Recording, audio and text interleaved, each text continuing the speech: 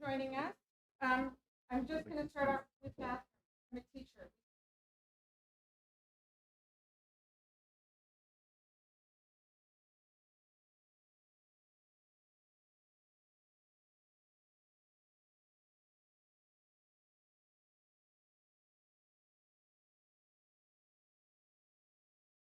But I'll hold the mic as well. I'm Sasha Schreiner, president of the Hillsborough Democratic Alliance Club, and we are pleased to be co-hosting tonight's panel discussion with the Hillsborough Democratic Organization. I see. People over here. Where should I be? Right here? Okay, thank you. Oh, front and center. All right. We decided to arrange this event because we felt it was important to give Hillsborough voters the information they need to help make an informed decision when they vote for the CD-12 representative in this June's upcoming primary election. A crucial part of the organizing process included determining which candidates we would invite to join us this evening. After presenting details of the 18 potential candidates to our members, at the time of voting, there were 18 candidates in the running. We literally each did book reports and like 4 different candidates to present at our meeting. After giving that presentation, we asked our members to vote, and their top choices are who are with us this evening. In addition, we asked those who registered to attend this evening to submit questions and topics of importance to them. Our moderators used that feedback to develop the questions being asked this evening.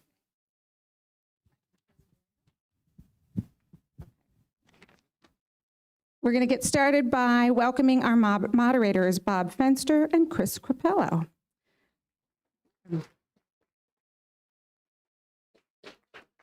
Bob has taught social studies at Hillsborough High School for the past 32 years. That is incredibly impressive. And is a 2022 inductee into the National Teachers Hall of Fame. I also think that Bob is being a tad bit humble in his bio because I run into students who you have impacted continuously through Hillsborough. So, yeah. Chris is the former DC and vice chairperson of the Hillsborough Democratic Organization and founder of the Amend America Foundation, a nonprofit organization with the goal of reforming the American political system through the Constitution's amendment process. Also a humble bio. Your hands are impacting in many, you're very, very impactful. So thank you, Chris. Okay. We would like to thank the candidates and their campaign teams for coming to Hillsborough. Since we are asking the audience to refrain from applause during the Q&A, can we please take a moment to show our appreciation for them now?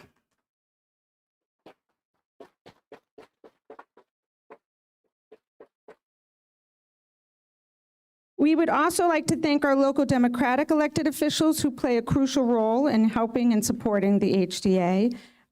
We have Commissioner Deputy Director Paul Drake with us this evening. And Committeewoman Samantha Hand, who knows and does all for us. Finally, and really importantly, we would not be able to host this evening in this welcoming setting without the generous support of Avalon Assisted Living under the guidance of Director Maria Mondi. Also somebody incredibly humble and asks for nothing, but she is incredibly dedicated and supporting to the HBA. So we are very, very glad that she is part of our group, okay? And now I'm very excited to turn over tonight's program to our moderators, Chris Capello and Bob Fenster. All right, here, oh, turn me down just a touch. All right, here are our rules for this forum. Candidates will have 2 minutes to make an opening statement and 2 minutes to make a closing statement. Candidates will have 1 minute to respond to each question. Keep an eye on our timekeeper. Timekeeper, raise your hand. There she is. A yellow card will signal when the 30 seconds remain, and a red card will indicate that time has expired. We will strictly adhere to these time limits. As moderators, we reserve the right to ask follow-up questions. Each participant will be given a chance to answer every question. The candidate seated furthest to the audience's right will answer the first question, with responses proceeding in order to the left. Wait. Towards the moderators, yeah. With each new question, the starting position will rotate one seat to the left, ensuring each candidate has the opportunity to both open and close. Midway through the forum, the speaking order will reverse to maintain balance and fairness. Candidates are direct to their responses to the moderators and audience only. They may not address or pose questions to other candidates. Thanks, Chris. We ask that the audience hold their applause until the end of the event and refrain from reacting after individual responses, except for the next few moments when we welcome our candidates specifically. Starting closest to the moderator's table is Sue Altman, State Director for Senator Andy Kim.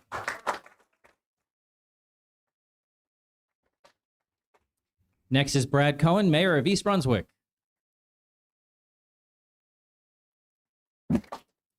In the middle, we have Verlina Reynolds-Jackson, Assemblywoman for District 15. Then we have Shanel Robinson, Somerset County Commissioner Director. And finally, Samuel Wang, Princeton University Professor of Neuroscience. We didn't actually account for the opening statements in our rotation, so I'm actually going to arbitrarily we'll start with Dr. Wang as the opening statement, and then we'll move as if that was the first question. So just to clarify again, that would be Commissioner Robinson will actually get the first question. All right, so we have 2-minute opening statements. Dr. Wang, take it away. Turned it off because of the feedback. So now it's on. All right. Okay, that's 5 seconds down. All right, good. All right. So hi, everybody. I'm Sam Wang, and I'm a father. I'm a husband. My daughter is here. And we are owned by 3 dogs. We live in Princeton, and I'm a 26-year resident of Central Jersey. So I'm glad to be your neighbor, and I always enjoy coming up to Hillsborough. So thanks for having me. I also am a scientist and an educator, and I've been teaching at Princeton University for 26 years. My areas of specialty are statistics and neuroscience and election law. And so what I do is I work on ways to understand minds. I work on autism. And I also work to make elections more fair. And so I've helped with various things around the country. I've helped fight gerrymandering in half a dozen states. That's very much in the news, more than I ever wanted it to be. And I work on, I've helped as part of the team of people who helped end the county line here in New Jersey and made elections more accessible to outsiders like me to run. Now, I'm running because I think that it looks to me like our democracy is in deep trouble. I will say that over the last year and a half, we've come under attack. Our democracy has become less stable. We've lost control of our government. The executive is running amok. The Supreme Court doesn't represent us. And I'm running for many of the reasons I think that many of you have become concerned. I've noticed as a citizen over the last several decades, people becoming increasingly concerned about a government that goes out of control, that a small change in votes leads to an enormous change in policy. I've seen millions of people turn out in rallies across the country, in No Kings rallies and hands-off rallies, and I've joined those rallies. And I've realized that it's important for all of us to do whatever we can to stop the damage to our democracy and to build a system that can withstand these kinds of attacks. And so I'm running for Congress to restore Congress to its Article I powers, to have authority over the executive branch, to exert control over a runaway Supreme Court. And I'm going to show you tonight, I hope, how to use my science to make our democracy work for us again. Thank you, Dr. Wang. Commissioner? Good evening, Hillsborough. I am your Somerset County Commissioner Director, and I've been serving this community well over 7 years with a track record, a proven track record in getting things done. We have been expanding and providing services to you under our leadership, and it didn't matter, and it doesn't matter whether you're Republican or Democrat, the work is still being done. I am an Air Force veteran, a divorced mother of 3, a grandmother of 3, and I still show up with a smile on my face to do the work that we need to do here in Somerset County. I've led through crisis. I've governed successfully along with my colleagues, and we continue to provide the services that are sorely needed in our community. You're talking about needing a leadership and leaders in government at the federal level. I have done the work. We have done the work together. It is not about me as an individual. It is about us as Americans of goodwill and making sure that that we restore the constitutional order, that we make sure that our laws and policy work for all and not for some. And I have proven to be that leader right here in Somerset County. You have seen us grow. You have seen us work. And I will do no differently when I get to Washington because it's the right thing to do. My leadership is shaped in part by my Air Force core values: integrity first, service before self, and excellence in all that I do, because it's about Americans of goodwill. We have lost our way in doing the work. Poverty is a policy choice. Affordability should not be out of reach. And we're talking about humanity should not be a topic of discussion.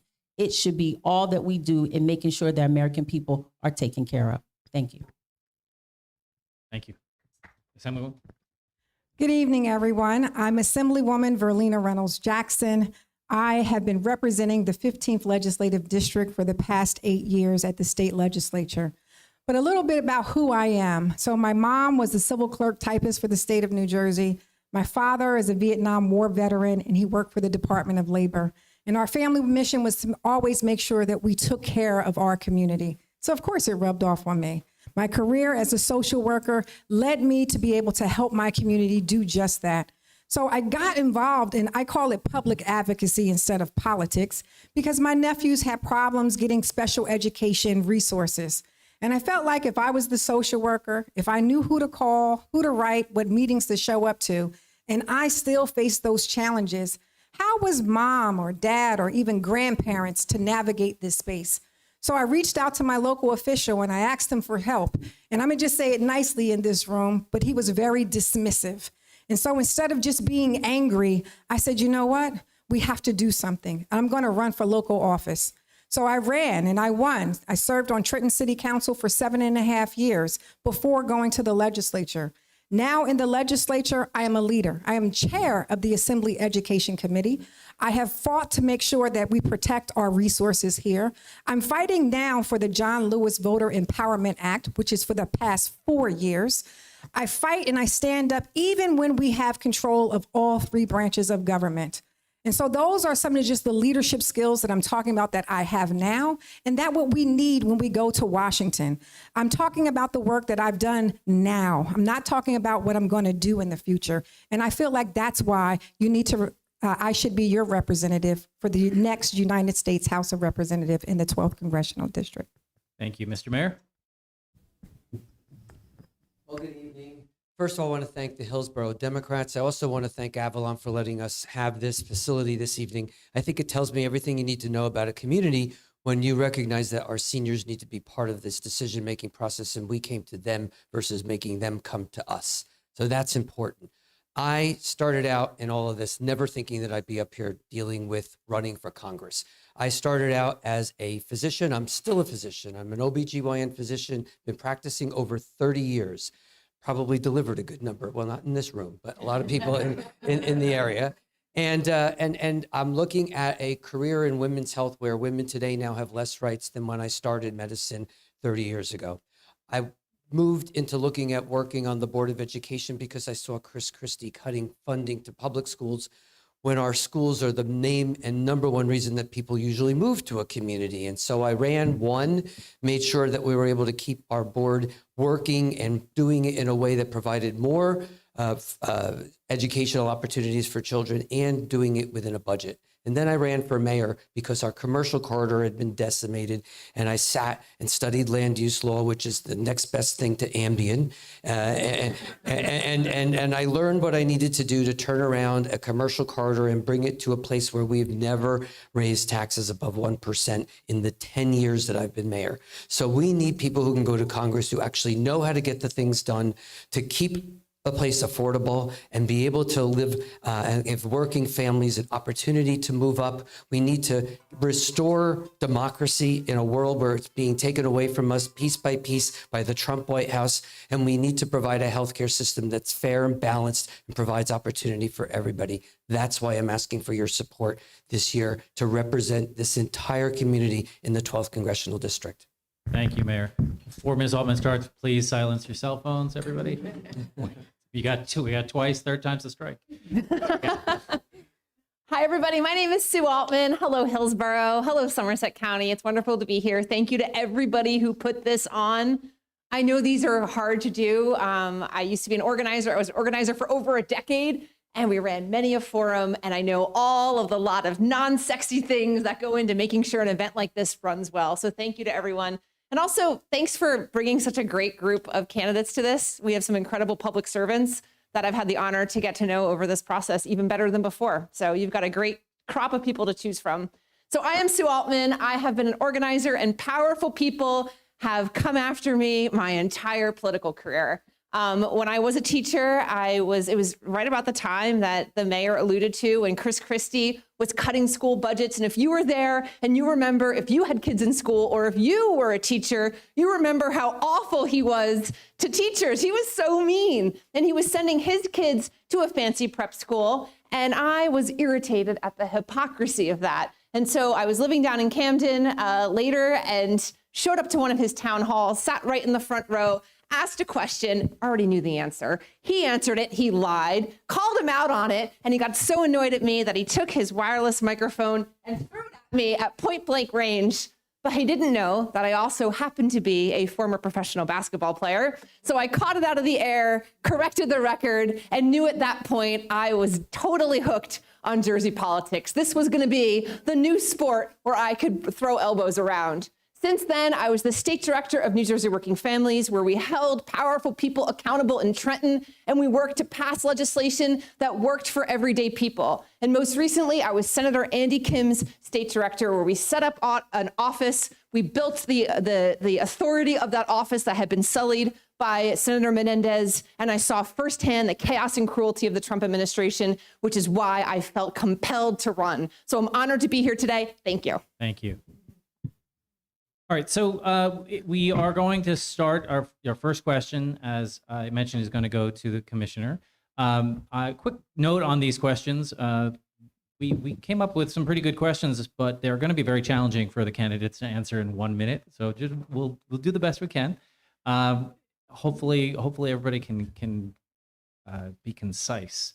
New Jersey residents are facing rising housing costs, high property taxes, the SALT deduction cap, and increasing utility expenses. What specific federal policies would you prioritize to lower the overall cost of living? Loaded question. It's not one thing. There are many things. We have complex issues and competing priorities. But one of the things I would focus on when you talk about affordability, access to quality healthcare, access to affordable housing, access to or universal healthcare for all, with a health center in the most vulnerable communities, all these things, and including prescription, lowering cost of prescriptions, all these things impact our quality of life. And so my policies will be focusing on addressing those issues that will bring the cost of living down for our residents. And just as a note, I have already been doing the work. I don't have to talk about promises that I'm going to do or things that I'm aspiring. Somerset County just opened today, seeing its first patient in a healthcare facility. It's a school-based facility, but it's open to the community at large in Franklin Township. So as others have said, with promises, but I have done, and what we have done, promises made and promises kept. Thank you. Assemblywoman? So I think about the 3 R's that I want to do. I want to remove, reduce, and restore. And I'm talking about remove the barriers from the SALT tax. That is something we're already paying 2 times the amount. I want to go and remove those barriers. I want to restore our Medicaid. I want to restore education funding for special education, the IDA programs. I want to restore the confidence that voters have in their elected officials. I also want to remove all the barriers for us to get access to services.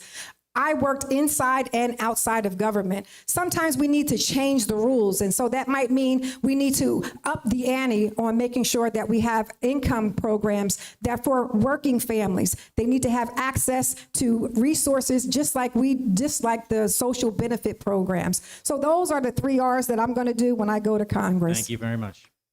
Mayor? I think the two ways that you go about making life a little bit more affordable to people is working at the top to readjust the tax codes, which are very unfair.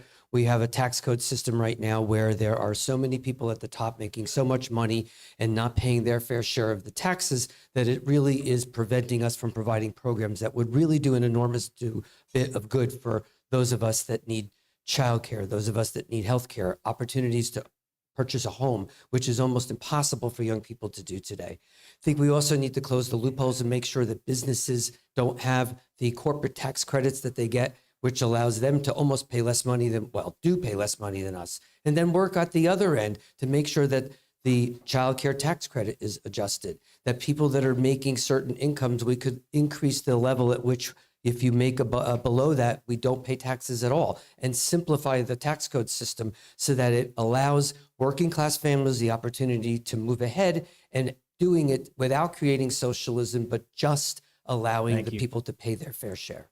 Ms. Altman? So I'm willing to guess that since you're all here, you are paying attention. And you know that we are in the fight for the heart and soul of our country. And it is a fight for our democracy, but it is also a fight for our economy. And there's a lot of things we can do to chip away at it, but the same billionaires that are trying to buy our elections are also trying to control our economy. The antitrust laws that we have on the books have been on the books since before cars were invented. Those are the things that demand our economy, our capitalism be one of competition. And maybe it's the former athlete in me, but I believe competition makes us better. It makes us compete, makes those companies compete on prices, makes them compete on quality, makes you as a worker have different choices for where you might want to go to work. So we need to break up the massive companies that have gobbled up the small businesses in our country and killed the economy of hope. And we need to make sure that we're regulating them so they don't get too big. Dr. Wang? All of us here aspire to serve you through implementing practical policies and enacting laws that make life more affordable. But all of us are going to face the same problem. And that same problem is a Congress that's been paralyzed by inaction and a Democratic Party that does not act in a full-throated manner on its ideals. We share ideals of equity, affordability, making sure everyone has an opportunity.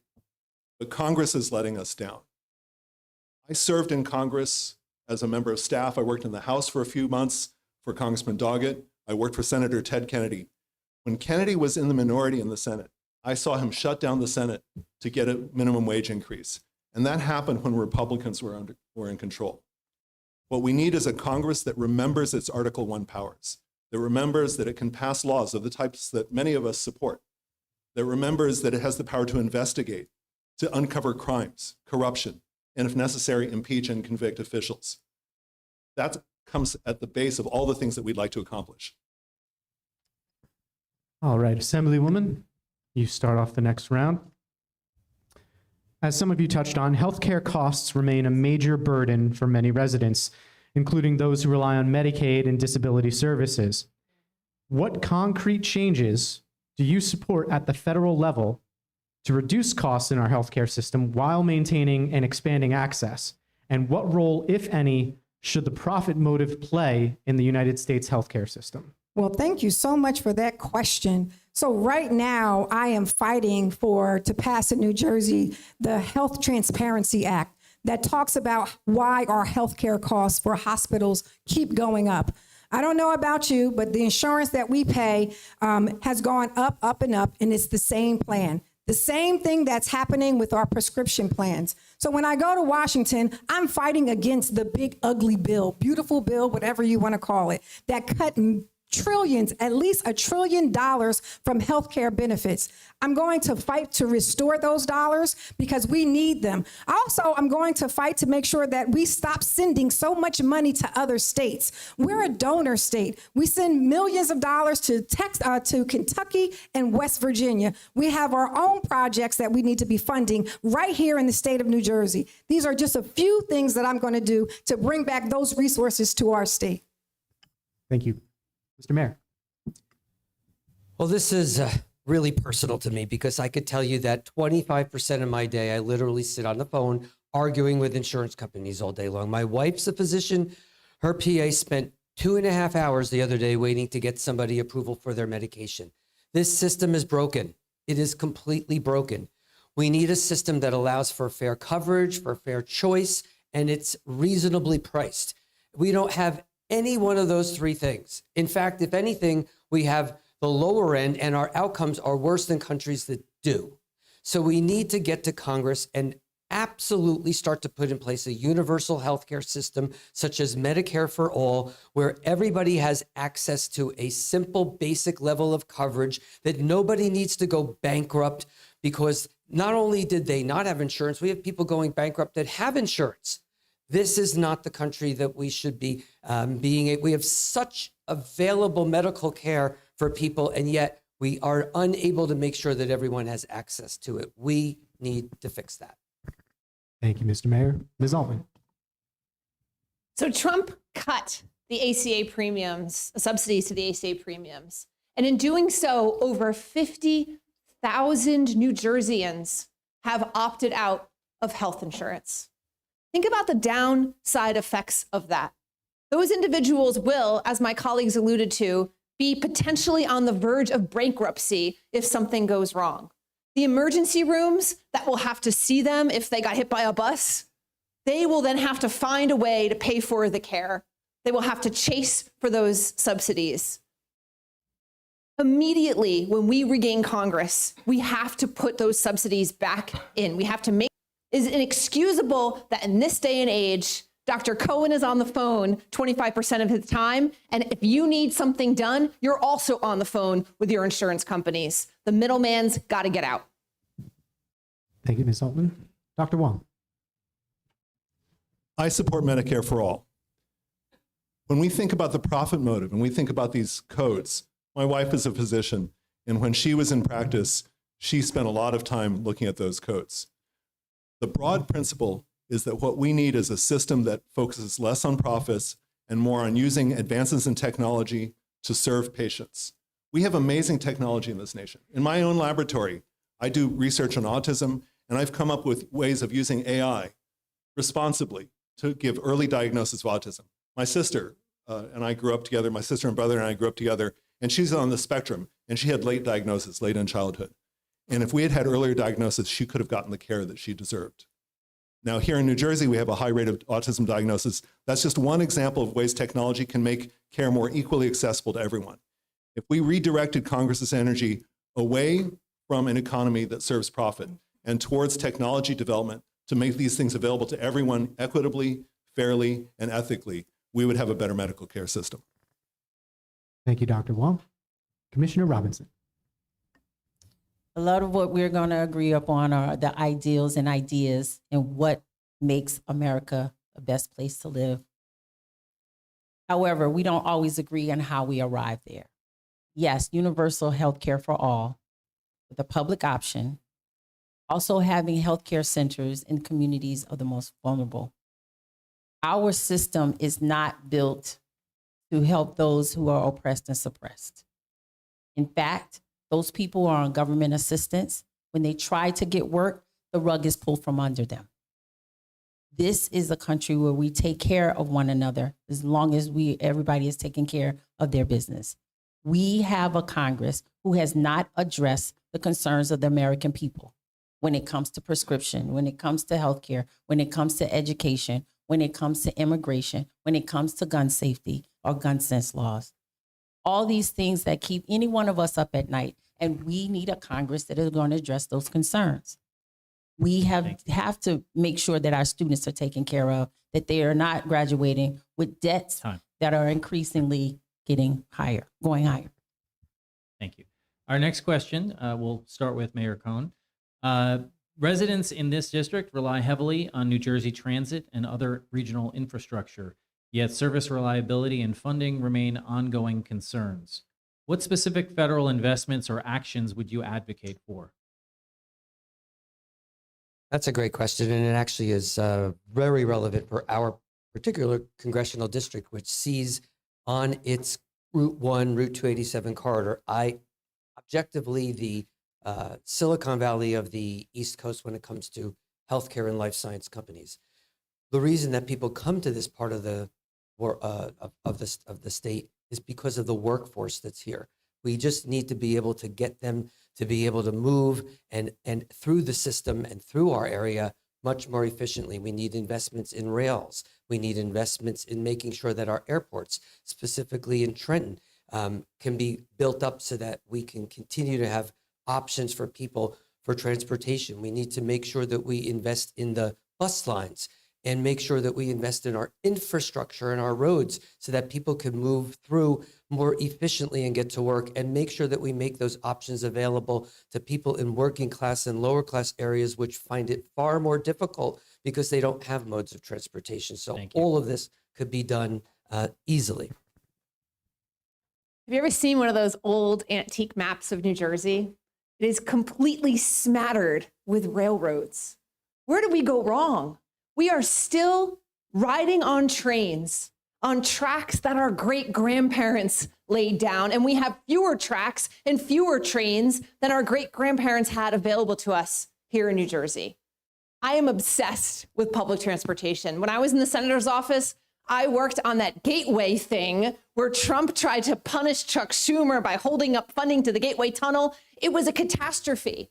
But that is just the tip of the iceberg of the type of investment we need to bring. We need to demand as a delegation together, all the senators and the governor and all the Congress people together across the aisle, demand that that money come back to New Jersey to build out the rail infrastructure to support the additional housing and the moving of humans and people and goods in this great state. It is the future of our state to be able to move our people efficiently and without traffic. And I am there. When I am there, I will fight like hell to make sure it happens. Thank you. Our district's transportation in many ways is focused on going north-south. And when I take a train from Princeton Junction to New York City, or I miss one because the engineer didn't show up, if you've taken that train in the last year, you've noticed these things. We're really focused on north-south. And I know that as a resident of the 12th district, when we go to visit each other, and I'm going on those little zigzaggy roads, a lot of those zigzaggy roads, right, need maintenance. Generally speaking, transportation money is really important to keep these things going, whether it be building a transportation hub in Trenton, whether it's making sure that we have adequately trained engineers in New Jersey Transit, whatever the case may be.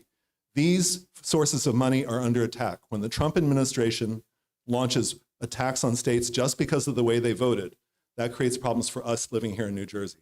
So what we need is to have a Congress that's willing to enact laws to protect that money, to make sure it doesn't go to some states and not others, and to make sure that we get our fair share, and to make sure that we build all these priorities for years to come. Thank you. This is about policy and appropriations, funding these projects, Gateway Tunnel project, the one-seat ride, where Somerset County has representation on NJTPA, where we've been at the forefront in making sure that the transportation needs, not only this district, but the state of New Jersey, are taken care of. We're not talking about what we're going to do. We have been there with you every step of the way in making sure that transportation is of the utmost importance in this region. Yes, there's much more that can be done, but what are we actually doing together? Not just your elected officials. We need to hear from you and continue to work together. One, the funding. Two, making sure that your voices are heard and that we bring the resources back. If it doesn't get funded, it doesn't get done. And we need to continue to champion and advocate that those things get done that we're talking about with transportation. Thank you. I'm going to Washington to fight for appropriations for our districts. Right now, New Jersey Transit and the Department of Transportation aren't receiving the funding that they need for. Better. Here we go. I'm going to Washington to fight for those dollars, whether it's DOT or New Jersey Department of Transportation or fighting with Amtrak. Those dollars need to come back to our state. So I am with Mikey Sherrill when she says, Governor Mikey Sherrill, when she says she had to fight Trump administration for trying to withhold the Gateway project's money.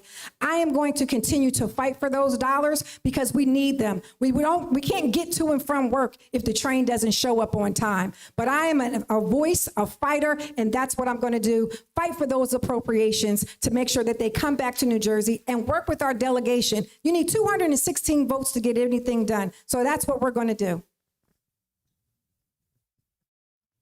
All right, Mayor, excuse me, Mayor Cohen, you start off. Oh, was it Ms. Altman? Oh, I'm so sorry. Ms. Altman, the economy is being fundamentally reshaped by artificial intelligence, which also has major implications and impacts on the climate crisis. What specific federal policies would you support to protect jobs and create new opportunities while also reducing emissions and protecting communities from climate impacts? So I was just reading today an article about OpenAI trying to buy 40,000 acres of land in Utah to build data centers. 40,000 acres. Like, I don't know how big that is in terms of like between Hillsborough and Bridgewater. I mean, it's probably like most of that space. That is outrageous. They think it'll be as much of a tax on energy as all of New York City in Utah. The amount of water they want to divert entire rivers to use for data centers. Now listen, we can't uninvent things, and there's definitely opportunities to use AI for good and for scientific discovery and for cures for things like pancreatic cancer. That's great. But if we've learned anything from the social media fiasco, we have to regulate the heck out of these tech companies. I don't trust a tech CEO as far as I can throw them. So we have to make sure every aspect of AI is regulated, starting with a moratorium on data centers. Thank you. AI is virtually unregulated by the federal government. I use AI and machine learning in my own research. One of my principal research mentors, John Hopfield, won the Nobel Prize for his work making AI possible. But leaders in AI understand that that technology can do great harm. Water used to be a private good. Railroads, trusts, drug safety, roads, all of these things used to be privately regulated. Then they became public goods. The federal government can and should develop knowledge to regulate AI and use knowledge. But knowledge right now is under attack. Scientific research is under attack, whether it be NIH, NSF, climate, anything. We need to restore the role of knowledge to government so that we can make AI serve all of us and create an AI ecosystem that puts power in our hands and helps us make a living instead of stealing our privacy and our intellectual work. As an IT executive for over 20 years, I have been in the rooms where these decisions were made. I understand the business case. However, when it comes to profits, we cannot expect them to regulate themselves because they will choose profits over the right thing to do. AI can be used as a tool, and as it's been said, it can be used for nefarious and or wrongdoing. Putting guardrails and policies in place and making sure that people are protected is the way to go. It's not going anywhere. So what we need to continue to do is make sure that the policies are, one, are put forth where the people can be protected, two, that is used for tools, and three, we need to make sure that the corporations pay their fair share when it comes to water, which is considered liquid gold, and preserving our land and making sure that we have environmental justice at the forefront of these decisions. Thank you. I believe in clean energy. I believe that the AI data centers need to be regulated. I served on zoning and planning boards, and we always felt like different municipalities had different regulations. And I believe that's the role of Congress, to set the regulations to be able to give down to our states and how they regulate. I also am very aware of the environmental injustice that happens in some communities where you have incinerators and gas fillings, and now you want to put another AI center there. That's wrong. And so the federal regulations can tell states how it should be managed. But I'm also very aware that we must be able to accept some of the technology that's happening. The research that we have for cancer and AIDS, all of these things have been used, but it's about where we place them and where they go. And so that's where I feel like the federal government has a responsibility to give direction to where it should go. And that's what I'm going to fight for.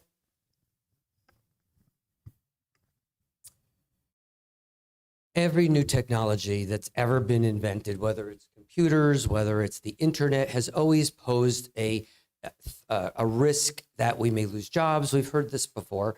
And I don't think that it's any different with AI. It's got its pluses. It could do enormous good for this country and for the world. It could do enormous harm.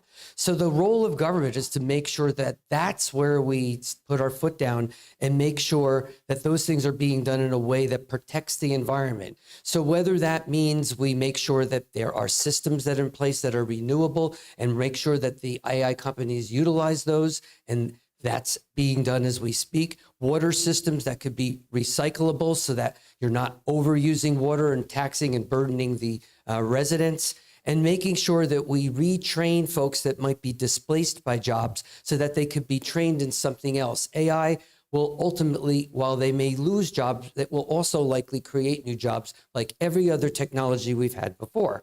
Government's role is to make sure all of that happens. Thank you. Our next question goes to Dr. Wang. What specific immigration reforms would you prioritize? How would you balance border security with the economic role immigration plays in the U.S. workforce, including the need for legal pathways? Congress created ICE in 2003. Congress created the Department of Homeland Security in 2003. Congress has powers to create and abolish departments, and Congress can use that power to end ICE. If you remember, before ICE, immigration was handled by Immigration and Naturalization Services, a civilian agency, which did not wear masks, did not act as a paramilitary, and did not shoot innocent people in the face. Immigration should be handled in a way that's humane, that maintains our security, and provides a path to citizenship for people who wish it. We now have paralysis in Congress because dreamers can't gain citizenship. 1 in 7 Americans, 1 in 7 people in America at any moment of our nation's history was born outside the country. Immigrants get the job done. My parents were immigrants. I want a nation where we can have immigration handled responsibly and safely and help build a diverse nation that builds prosperity and an equal society. Thank you. We need to abolish ICE as we know it today. We need to have a pathway to citizenship. We need funding for legal counsel. We need protections for DACA. We can do this responsibly, but it cannot be done in the manner in which ICE is operating right now, kidnapping people off the street with no regard for humanity, with no regard for what the enforcement looks like. They're just snatching people and kidnapping people off the streets. That is not who we are as Americans of goodwill. That is not who we are as a people with laws and a nation with laws. That is not who we are as Democrats, in making sure that people are taken care of in a compassionate and dignified way, and that they're here because they want a better life for themselves and their families. We should be able to make sure that they have that pathway to be able to do just that. Thank you. I have fought and won legislation here in New Jersey for the Immigrant Trust Act. It has also fought and won to remove masks from ICE agents and to show their names. These are things that I have done now that is currently law. New Jersey is a model in what we should be doing for the nation. ICE has outlived its useful life. It's time for us to abolish ICE and use those dollars to create a new pathway to citizenship. And that's what I'm going to do when I go to Congress. I understand what we're fighting for. I understand why we're doing it. And we need to make sure that everybody has access to the dream of becoming citizens to our country.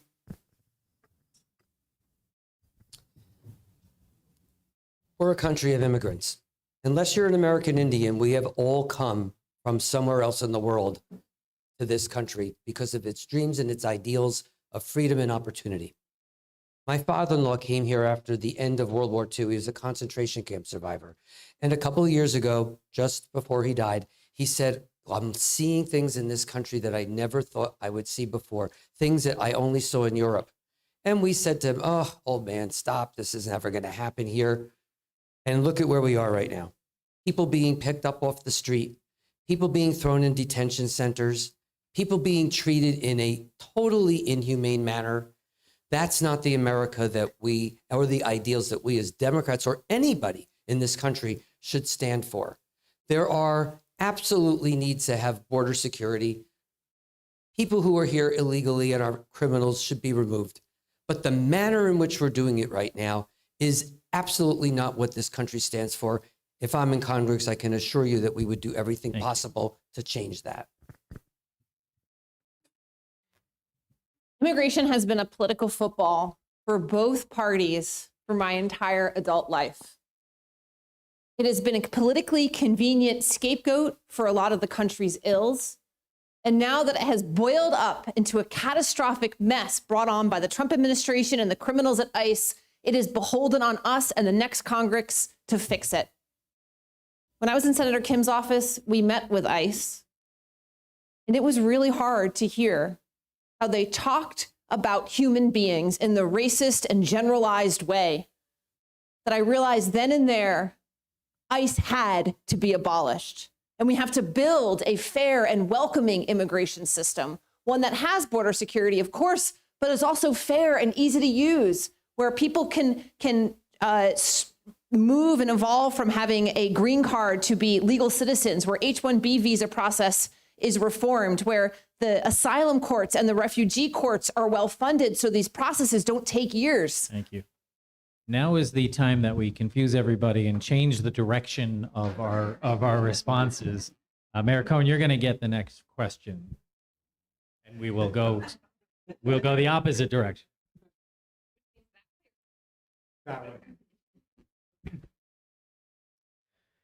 If federal funding is once again denied on the grounds of New Jersey's policies on diversity, equity, and inclusion and LGBTQ+ rights, how would you respond, and what legislative or legal tools would you use to push back?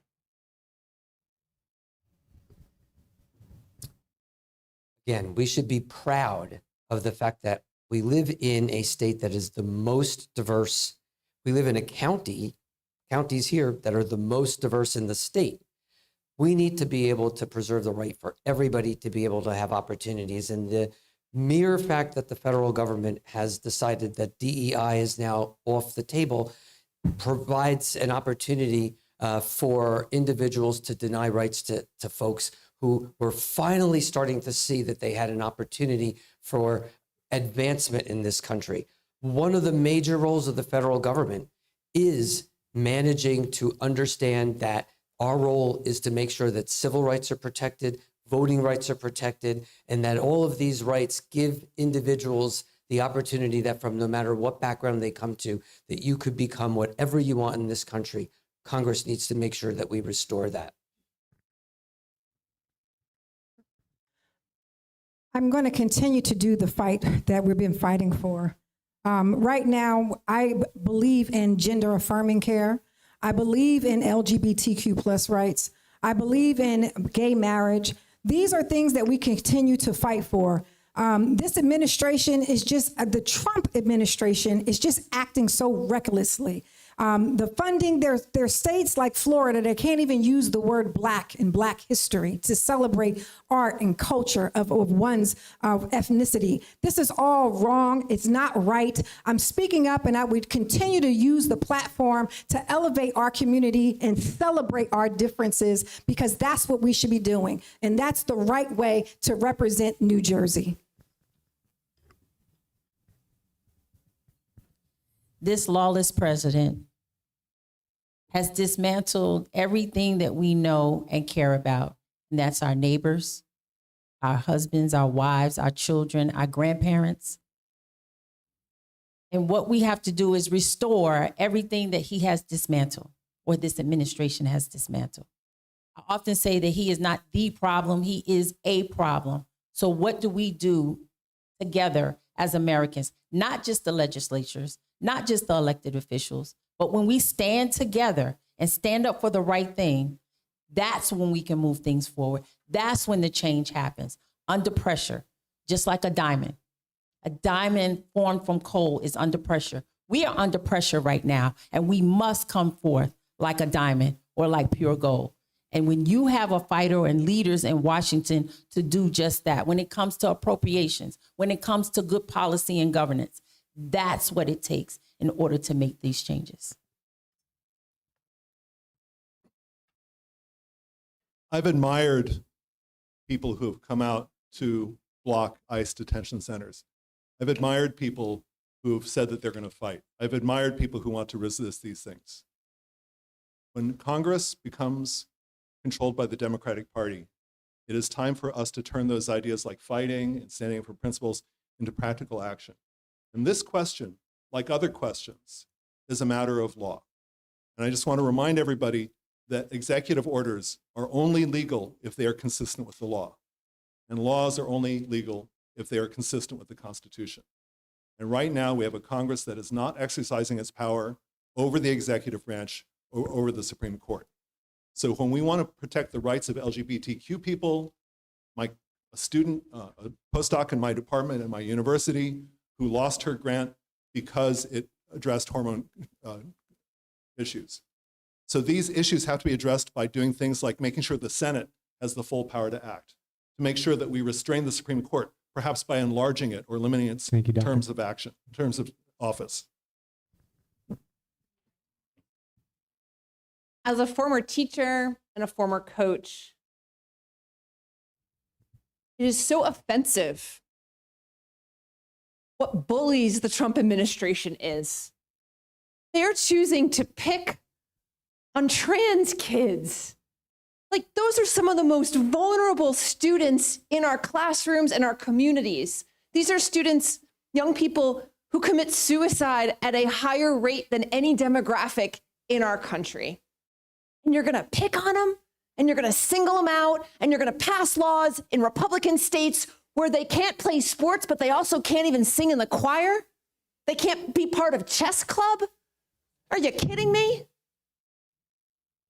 Saturday, this region celebrates Gay Pride Month early. Lamberville and New Hope had the first ever Gay Pride March that spanned 2 states.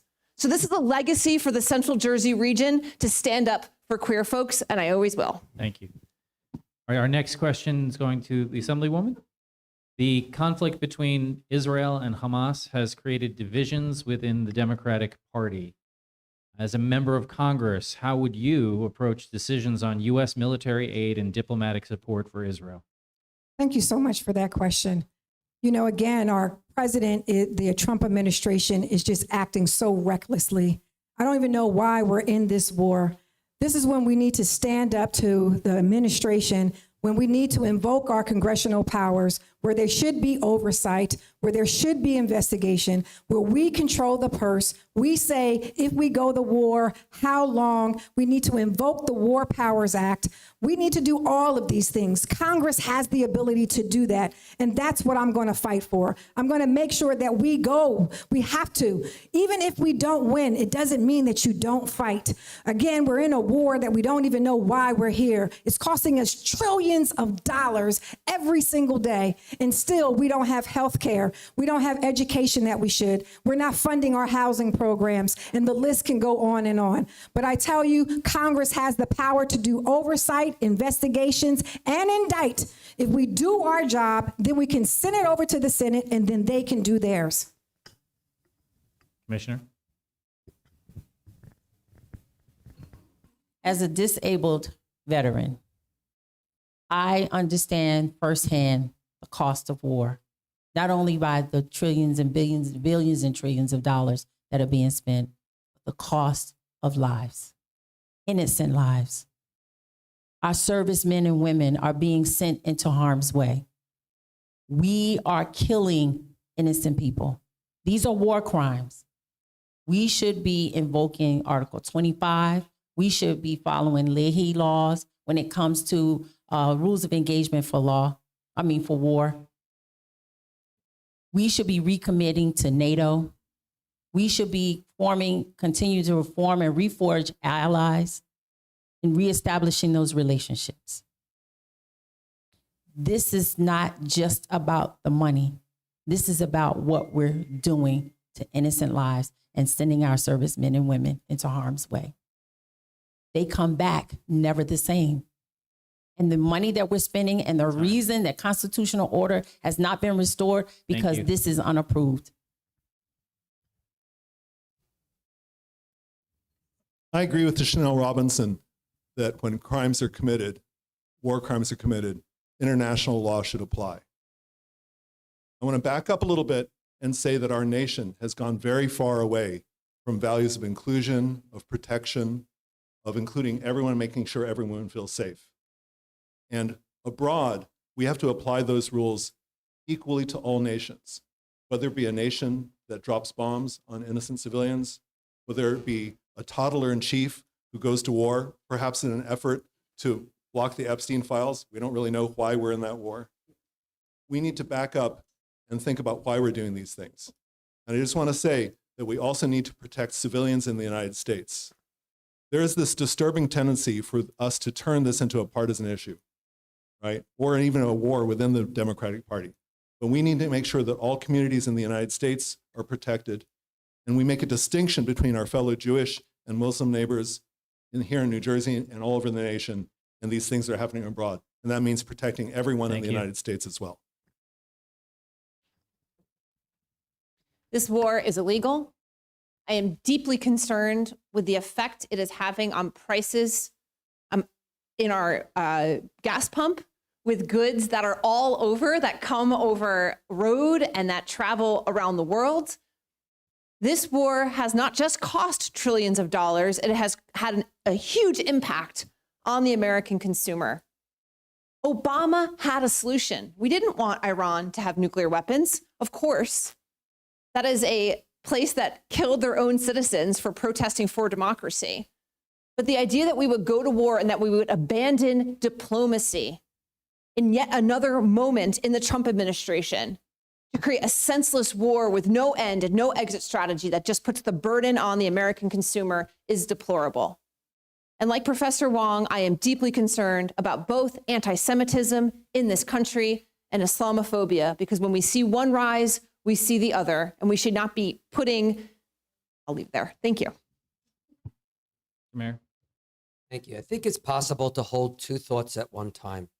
Israel is an ally of the United States and has been for decades. It is the only democracy in the Middle East. That does not mean you always have to agree with its leader, because Lord knows I don't agree all the time with ours, actually rarely these days. But I still love my country. The war that we're in right now is absolutely illegal. We don't know why we're there. Has not been explained to Congress what our mission is, what our goals are, how we define success, how we get out. None of that's been explained, and that is the role of Congress. This is exactly why we're up here trying to make sure that Congress takes back its congressional powers to declaring war. That does not belong to the president. And because of the fact that Congress and nobody's standing up and taking on this moment when it needs strong leaders, that's why we're in the boat that we're in right now. Congress needs to take back control of its co-equal branch of government.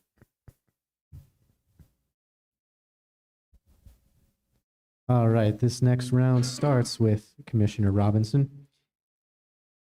Unlimited political spending through PACs, super PACs, and dark money groups continues to influence policy decisions at all levels of government.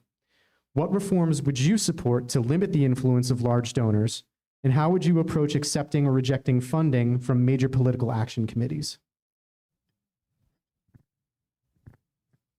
It doesn't belong in our election process. I'm a candidate that has never taken corporate, dark, or PAC money. I will not take APAC money. And this is not the place for them to start legislating, for them to be in control of what our elected officials, when they step to the plate to make policy decisions. It is about doing the right thing at the right time for all people, not just a few. And when you have dark money involved, they're the ones that are controlling what someone says. And because I have not been beholden to any of those corporations or PACs, I'm beholden to the people who voted for me and those that didn't vote for me, because it's the right thing to do. And the work is still the work, whether you're Democrat, Republican, or independent, the Green Party, still do the work. Just like in the military, stay focused on the mission and goal. I'm a problem solver, and I'm going to stay focused on the mission and goal. There is no place in the political process for dark money. By my count, $3.5 million of outside money has come into this primary election among us and 7 other candidates. That money has gone to go on behalf of one of the candidates here, against 2 of the other candidates here. This is this external force that goes beyond your ability to listen to us and our ability to speak with you. It is an unspoken statement at these forums that candidates spend a lot of time looking for campaign funds. And the reason for this is that we have a campaign finance system in a Congress that's very large. When you have 770,000 people per district, we have to raise money in order to make sure that we can reach you through direct mail, through all those intolerable text messages, through digital ads in the middle of your nice next Netflix movie. But in all those things, we can't hear you. We can only speak to you. If we had more congressional districts, this would be better. If we had public financing, this would be better. And if we had a larger Supreme Court that would allow Congress to enact its will, that Supreme Court would not stand in the way of campaign finance reform. Thank you. So just to clarify Professor Wang's point, that huge sum of money hasn't been spent on behalf of anyone sitting at this table. There are dark money PACs, I just found out today, coming in against me, so I feel quite flattered. I don't know who it is behind it, and one day I'll find out, but the address for those products is in Texas. So I'm trying to rack my brain and think, who are my enemies in Texas? And I don't know. Big money, corporate PACs, billionaires buying our elections. The problem is going to get worse in New Jersey before it gets better. We have to overturn Citizens United. We have to pass disclosure laws like right now. And we have to look in our state constitution and figure out what tactics can we augment to make sure that the organizations trying to spend this big money are as handicapped as possible. I have never taken a dime of corporate PAC money, even when the DCCC wanted me to last time I ran. And I never, ever will, because I want to be beholden to you, not billionaires. It's no surprise that campaigns are very expensive. Citizens United, which was a unbelievably horrible law, has allowed this to actually metastasize in ways that nobody else could ever have predicted. There is no reason that dark money or any type of PAC money should be involved in campaigns. Full stop. The idea of changing the Supreme Court, which is a great idea, not going to happen overnight, or increasing term limits, not going to happen overnight. The constitutional process for that is actually quite difficult. We need as campaigns and as candidates to make that commitment to you that we're not going to take that type of money. It bothers me that AIPAC is pointed out all the time. There are millions of PACs that are out there. AIPAC is not the only one. There is somebody in this campaign right now that's getting money from an outside PAC, and it's not AIPAC. It's just wrong. And we need to all stand up and make that commitment for you like I am tonight. Thank you. I'm a people power campaign. My donations start at $5 on up, and it mostly comes from friends and family. I don't believe in the corporate PACs. I've actually turned down corporate PAC money that didn't align with my values. And I believe, when we think about this fight that Andy Kim started and we got rid of the line, this corporate PAC dollars that are coming in now is really counteractive to what we're trying to do. We wanted clean elections, and this dark money that's coming in is really not doing that. It's really hurting the process. And so I'm going to continue to speak up and ask for your support. If you believe in my campaign, I'm going to ask you to go to Verlina for Congress and hit that donate button. But again, we have to make sure that we speak up about it. And I think everyone on this panel has said that. Thank you. Our next question. Oh, sorry. Our next question for Dr. Wang. New Jersey receives 48 cents per dollar paid in federal taxes. What practical steps would you take as a new member of Congress to reverse that imbalance?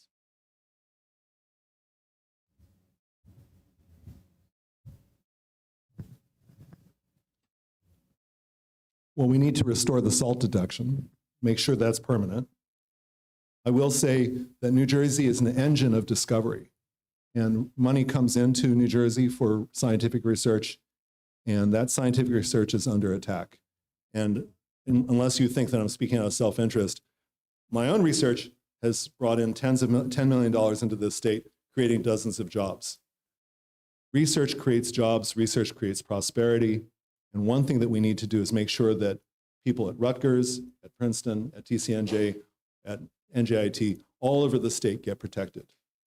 In addition to that, we need to make sure that we get our fair share of environmental protection money, smart money for development of AI that serves everybody, and transportation money. All these things are essential.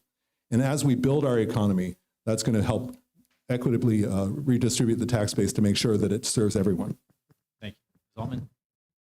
So one of the more interesting ways to think about this job, not just as a representative to all of you, but is as a convener and a strategist for the state of New Jersey.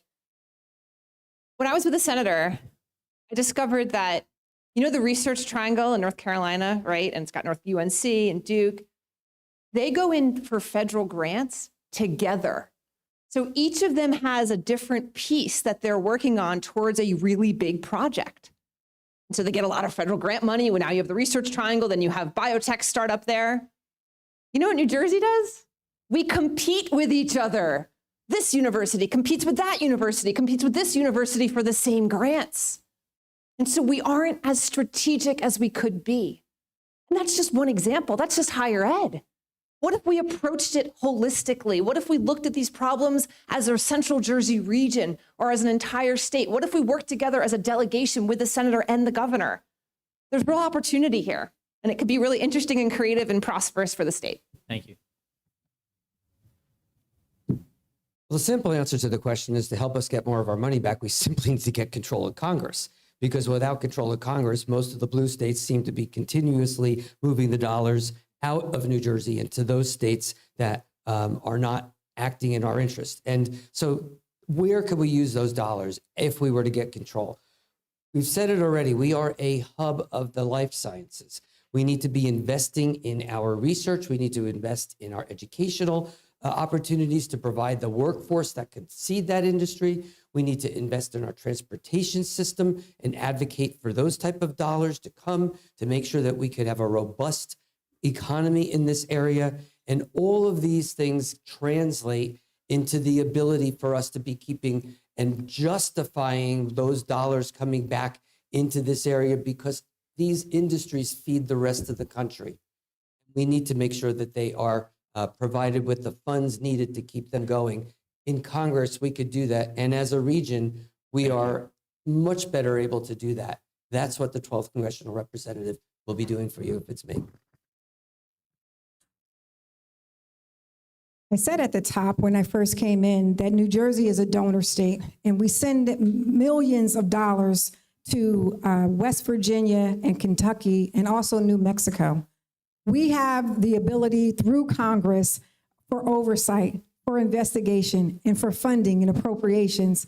I want to revisit that model. Why are we sending so much? Because we have our own infrastructure. We have our own bridges, roads, and transits that we need to fund. So that's the goal for me when I go in. I want to revisit that because it doesn't make sense to me right now. We have problems here in our own state, and I want to bring those dollars back so that we can fund some of our own projects here.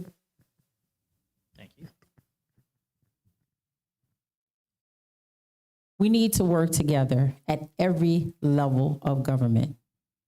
From the federal, bringing dollars back to the state, from the state, making sure there are appropriations and dollars for the county, and for the county to work with local municipalities. This is what good governance and good leadership looks like, working together and making sure that we have what we need.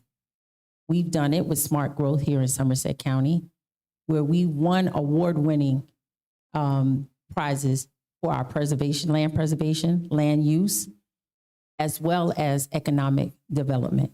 We've done great work with infrastructure. We've done great work when it comes to access to quality education, access to quality healthcare. Those are the items that we need to work together in Washington at every level of government. It's not always top down, but it's also cascading across. And that's what you need in Washington, D.C. as your next congressperson.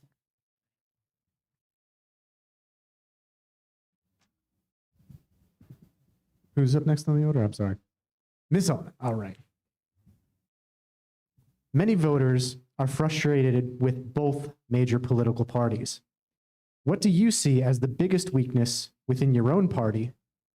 And what do you see as a possible solution?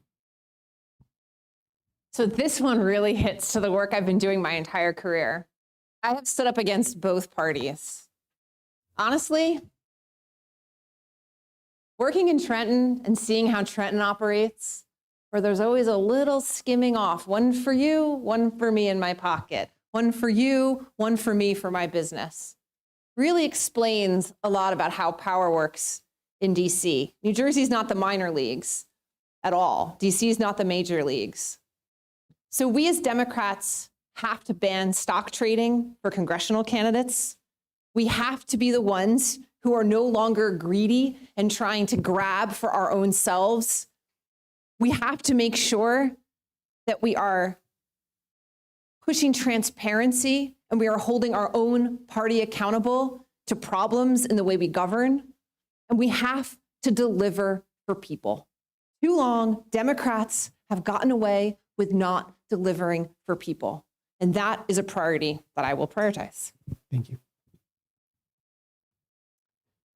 I think the American public is completely frustrated with Congress. They have an 11% approval rating, and they've earned that. The reason that they have that is because we get people that get into power. They spend all of their time not actually doing anything, but trying to make the other guy look bad. And then it just reverses. And this whole pendulum is going on and on and on. The average person just gets so completely frustrated, they give up. And you can't do that. You cannot give up.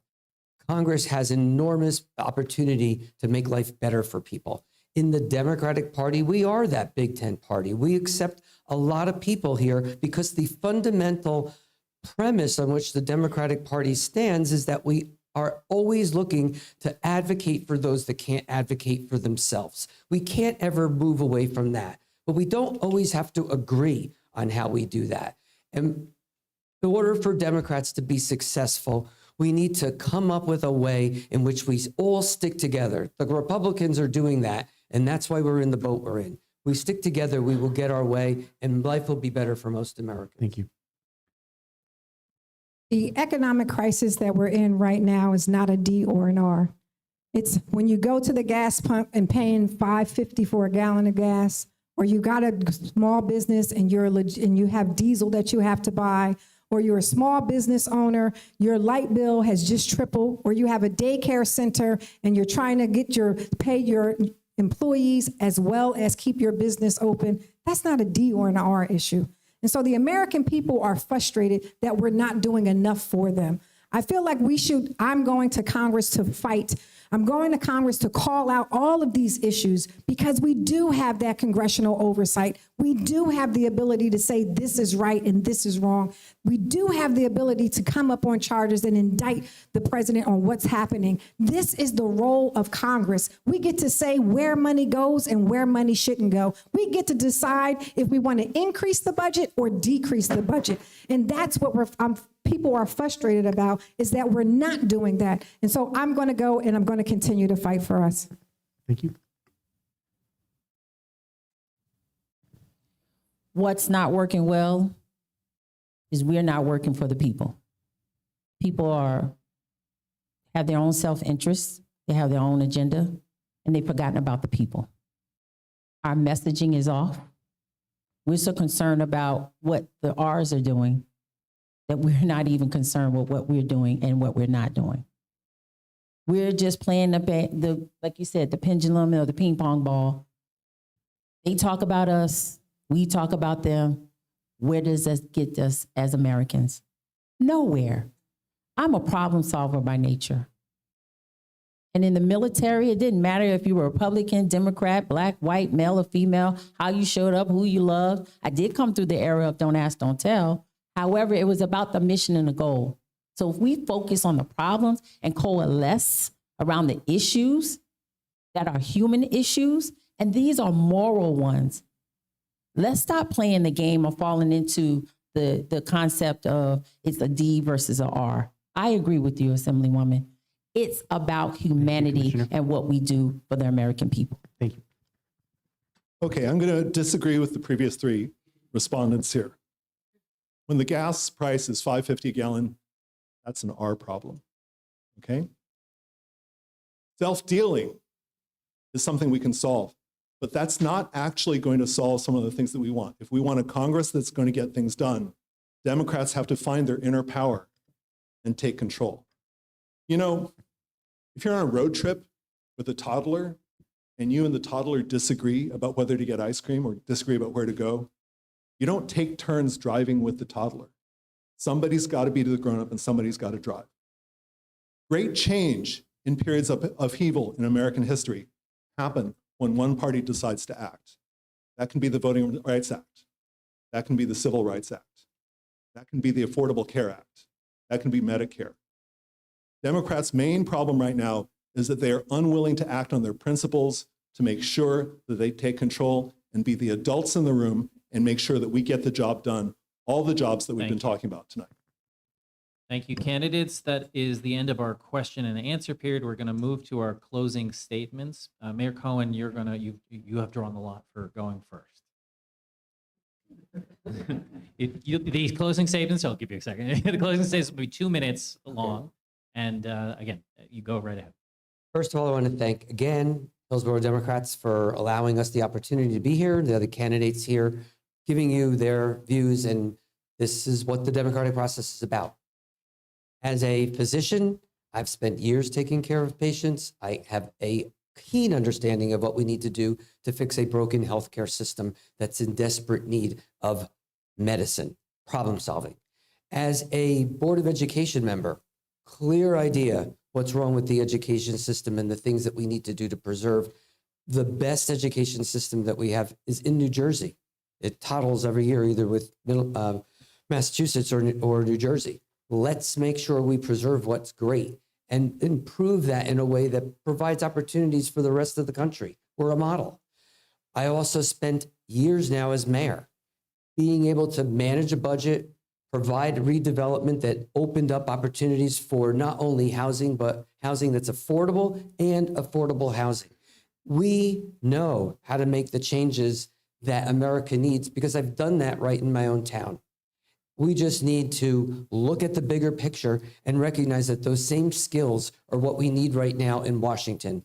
And it is not the time for somebody to be there with the 2-year window that we have before the presidential election for someone who's never known how to move the levers of government and get something done. It's real easy to talk policy. It's real easy to be a policy wonk, but actually being able to get things done is much harder.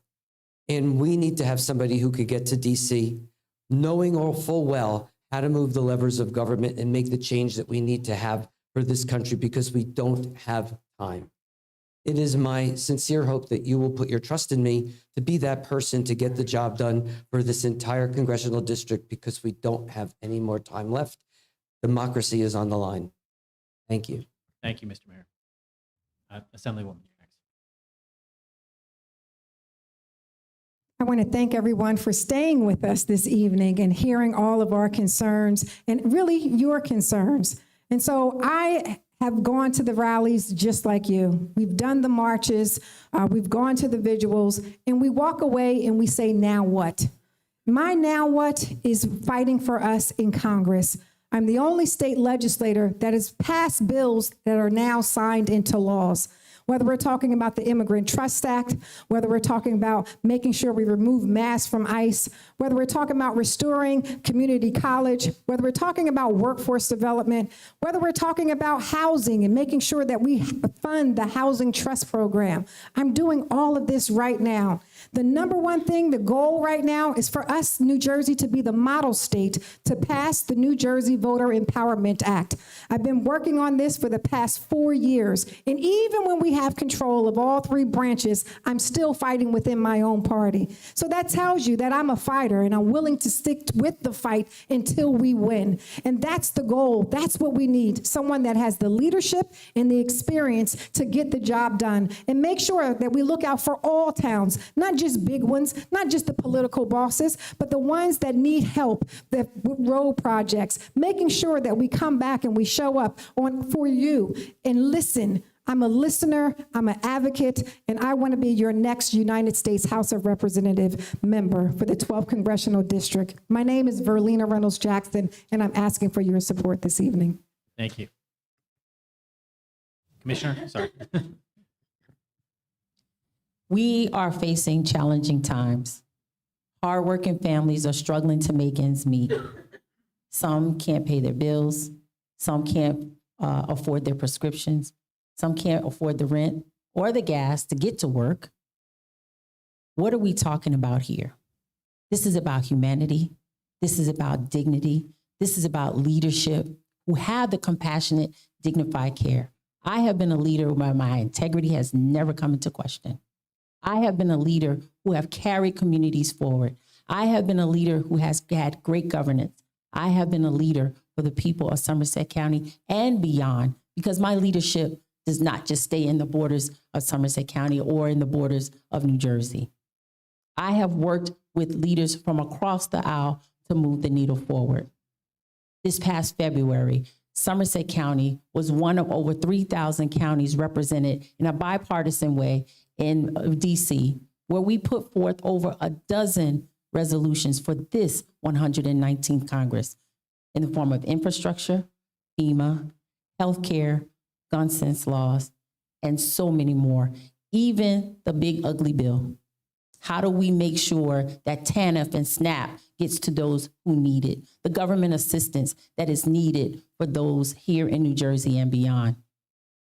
We need a leader who has resolve, who can continue to fight for the people in which they're sending them to.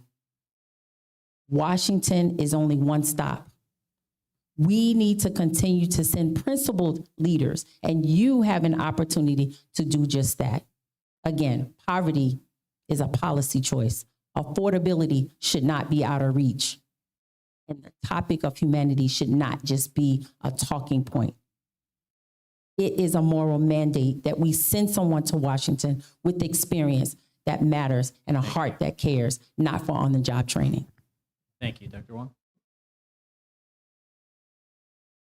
The battle to get our country back and to have a working democracy and have a functioning society is going to take more than 2 years.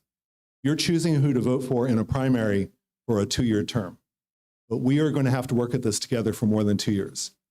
Now, if you think that I am never willing to work with the other side, I just have to point out that actually my daughter is in this room. And a number of years ago when she was in elementary school, she worked with her class and other elementary schools in our town to help get the bog turtle named the state reptile. And that was signed into law by Phil Murphy in her elementary school gymnasium. So it is possible for parties to work together and productively. And that's what we see locally and at the state level. At the federal level, there's a special problem that we need to solve. And that special problem is that Congress and the executive branch and the Supreme Court are fundamentally broken. Now, I'm a scientist. Scientists learn facts, we construct solutions, and we build real things. So when I built an app for early diagnosis of autism, that was the thing I had to learn how to do. My students and I also have worked on gerrymandering, other students, and we built the Princeton Gerrymandering Project. And that led us to understand how to solve gerrymandering at a state-by-state level. We've successfully worked against gerrymandering in half a dozen states. Congress has the power to outlaw gerrymandering. And my study of the law allowed me to find that out. I will learn and do whatever it takes to solve problems. 2 weeks ago, the Supreme Court struck down what's left of the Voting Rights Act. The Calais decision is a blot on our nation's history. We need a new Voting Rights Act that's going to protect minority voting rights, that's going to protect everyone's voting rights, that's going to outlaw racial and partisan gerrymandering. Congress has the power to do that. Congress controls the size of the Supreme Court. They haven't done that in 160 years. We're going to do that too. This is a long plan to fulfill all the promises that we make to you. I'm Sam Wang. I hope you please vote for me. Thank you. One of the most jarring aspects of the last 18 months has been watching the march of cruelty that Project 2025 has unfolded before our eyes. The Republicans came in with a plan and they changed everything, and not for the better. It's been scary and awful and miserable and dark. But Democrats, we used to be the party of change. We were the party of the civil rights movement. We were the party of the environmental movement, the workers' rights movement, the LGBTQ movement. We need to take back that mantle and be the party of change once more. And I think we can show the way in New Jersey. We're reforming our own party in this post-line era. We elected with historic margins the first Democratic governor in the history of New Jersey. And no matter who you supported in the primary, you got on board and we rallied and we elected her. We've seen historic turnout in congressional special elections just north of here.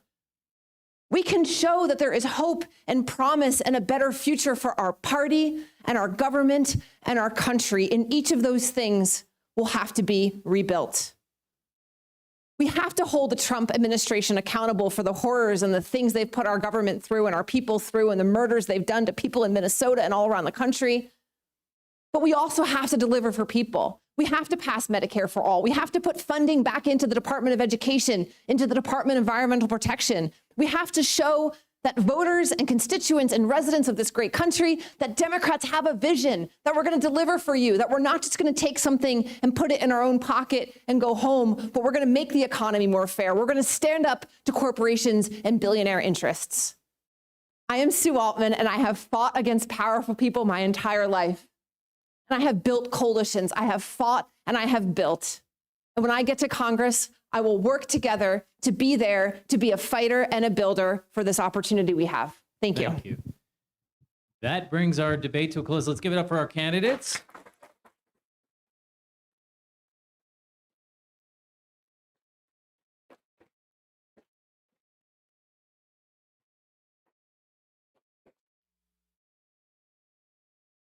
For public service, for your time this evening, and for your participation in the democratic process. And please, everybody enjoy the refreshments and come meet the candidates.